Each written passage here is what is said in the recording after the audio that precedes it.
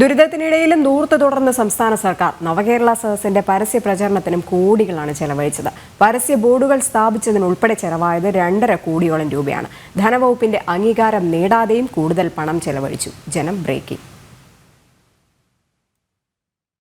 സമാനതകളില്ലാത്ത ദുരന്തത്തിന്റെ ആഘാതത്തിലാണ് കേരളം.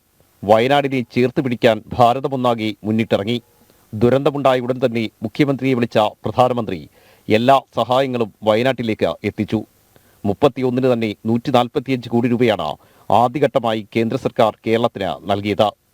പക്ഷേ ദുരന്തത്തിനിടയിലും ധൂർത്ത് യഥേഷ്ടം തുടരുകയാണ് സംസ്ഥാന സർക്കാർ. നവകേരള സദസ്സിന്റെ പേരിൽ കോടികളാണ് കഴിഞ്ഞ കുറേ ദിവസങ്ങളായി അനുവദിച്ചുകൊണ്ടിരിക്കുന്നത്. ക്ഷണക്കത്തുകളും ബ്രോഷറുകളും അച്ചടിച്ചതിന്റെ പേരിൽ 7,35,00,000 കഴിഞ്ഞ 2-ന് അനുവദിച്ചിരുന്നു. വീണ്ടും 3.5 കോടി രൂപയ്ക്കടുത്താണ് ഇപ്പോൾ അനുവദിച്ചിരിക്കുന്നത്. പരസ്യ ബോർഡുകൾ സ്ഥാപിച്ചതിന് 2.5 കോടി രൂപയോളം ചെലവായി.